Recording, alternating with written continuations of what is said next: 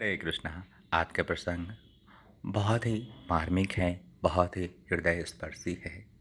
आज का प्रसंग परम करुणेश्वरी करुणामयी श्री राधा रानी की कृपा को बयां कर रहा है।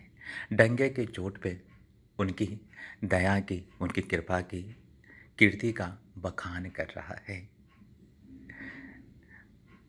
किसी संत ने बहुत ही सुंदर कहा है कि वृंदावन जहाँ पे कृपा मांगनी पड़ती है, जहाँ कृपा की अर्जी लगानी पड़ती है, और बरसाने वो धाम है जहाँ पे कृपा बरसती रहती है।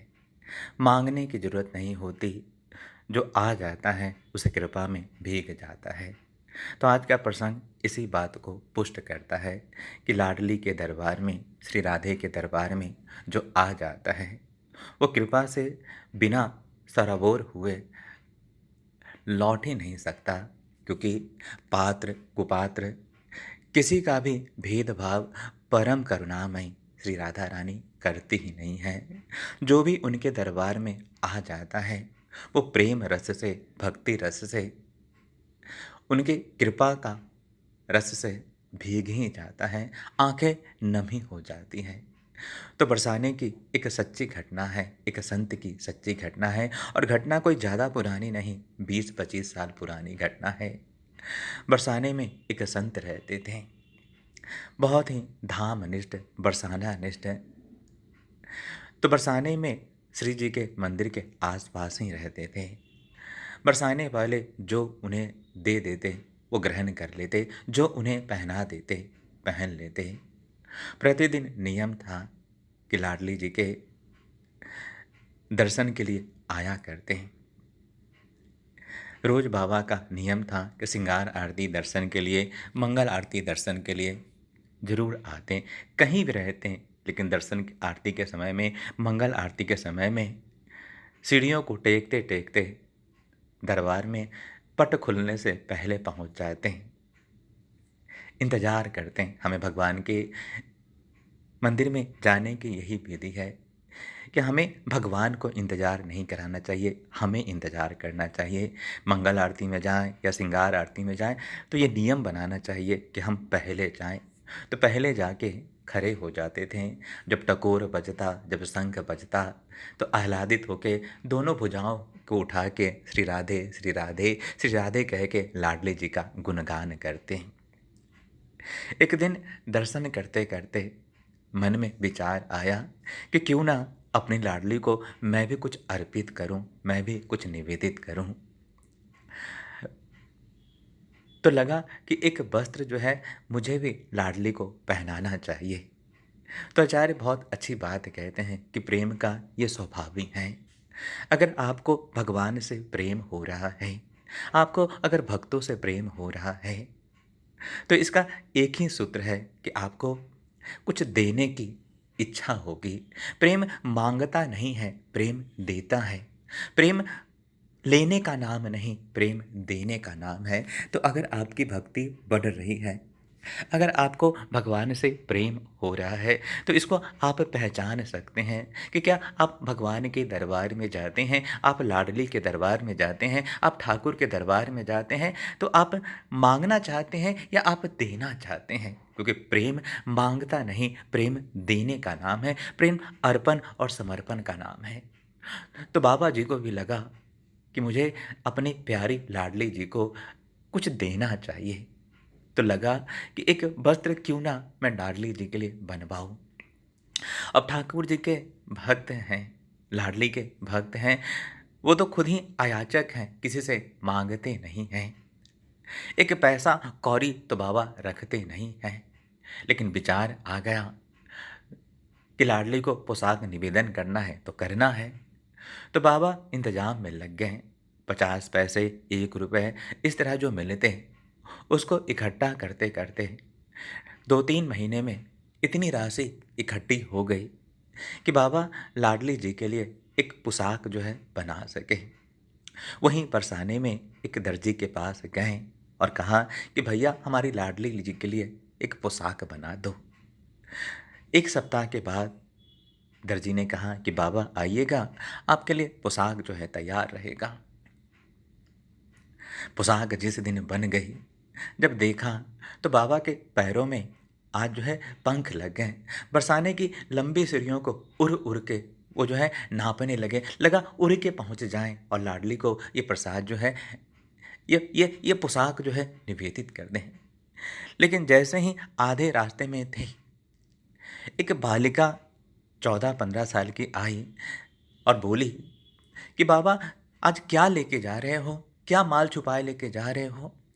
जनरली बाबा जो है बरसाने वालों से बहुत प्रेम करते थे। ये नोक-झोंक, ये टोकना उनको अच्छा लगता था, पर आज अच्छा नहीं लग रहा था। आज तो बाबा को लग रहा था कि कैसे जो है मैं जल्दी से जल्दी पहुँच जाऊँ। लेकिन बिटिया ने भी कहा कि बाबा मुझसे क्या छुपाए जा रहे हो? बाबा छुपाए जा रहे थे और बिटिया आई और लपक के जो है वो पोशाक लेके अंतर्धान हो गई।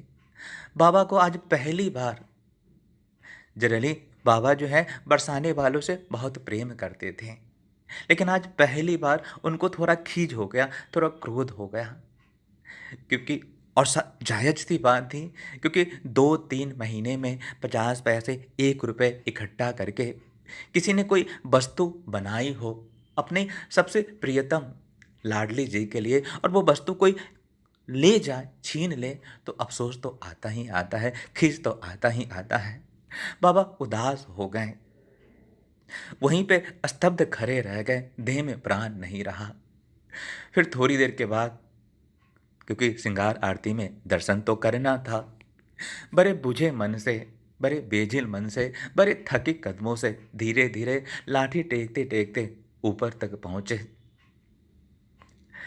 जैसे पहुँचे तो श्रृंगार आरती का शंख जो है बजने वाला था। बाबा ने किसी तरह से अपने आप को नियंत्रित किया। अब जब पट खुला तो देखा लाडली जी वही पोशाक जो है धारण की हुई थी जिसको बाबा ने लेके आ रहे थे, तो एक बालिका जो है उसको छीन के ले गई थी। जब बाबा ने देखा कि लाडली जी ने वही पोशाक धारण कर रखी है, तो बाबा की आंखों से गंगा और यमुना की धाराएं जो है बहने लगी। बाबा देख नहीं पाए उस दिन के श्रृंगार को। आचार्य बहुत अच्छी बात कहते हैं कि जिस दिन आप ठाकुर जी के श्रृंगार को देख नहीं पाओ, ये आंखें नम हो जाए, ये आंखें डबडबा जाए, इन आंखों से आंसुओं की जलधार बहने लगे, तो समझ लेना कि आज आपका श्रृंगार सफल हो गया। आज आपने दर्शन नहीं किया, आज ठाकुरानी ने आपका दर्शन कर लिया, आज ठाकुर जी ने आपका दर्शन कर लिया। बाबा देख नहीं पाए, उनकी आंखों से जलधाराएं रुकने का आज नाम नहीं ले रही थी। प्रेम छुपाए ना छुपे, जा घट पर घट होए, मुख से तो बोले नहीं तो नैन देते हैं रोए। तो वैसे ही बाबा जो है लाडली जी से अनन्य प्रेम करते थे, एक निष्ठ थे लाडली जी के श्री चरणों में। पर आज लाडली जी की ये कृपा को देख के आज बाबा का जो प्रेम था वो पराकाष्ठा की सारी सीमाओं का उल्लंघन कर चुका था। प्रेम आज बंधन में नहीं था, अब बंधन में हो गया था, शब्दों की सीमाओं से परे हो गया था। जब श्रृंगार आरती समाप्त हो गई, लोग चले गए, तो बाबा वहीं पे श्री जी के सीढ़ी पे लौट लौट के बस यही बात कहने लगे, यही बात कहने लगे कि धन्य है लाडली, धन्य है लाडली, धन्य है लाडली, धन्य है लाडली, धन्य है लाडली। तुझे इतना भी बर्दाश्त नहीं हुआ, अब इतनी आपको इतना भी बर्दाश्त नहीं हुआ, आप खुद चल के आई, आपने इस पतित का मान भरा दिया।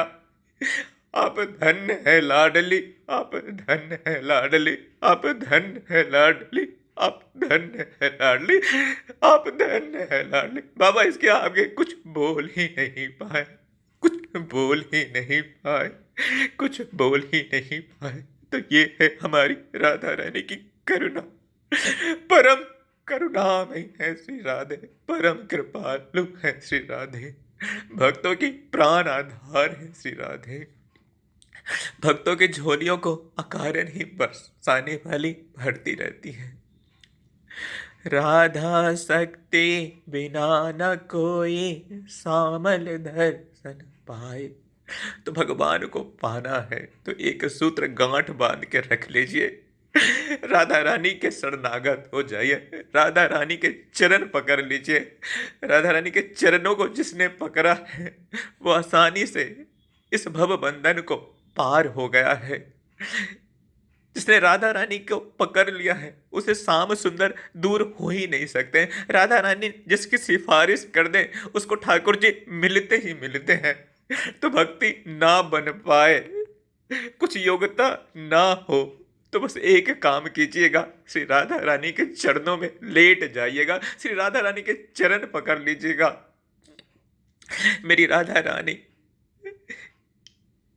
किसी भी योग्यता और योग्यता का विचार नहीं करती, वो कृपा ही करती हैं, वो बरसाने वाली हैं, वो कृपा बरसाते रहती हैं।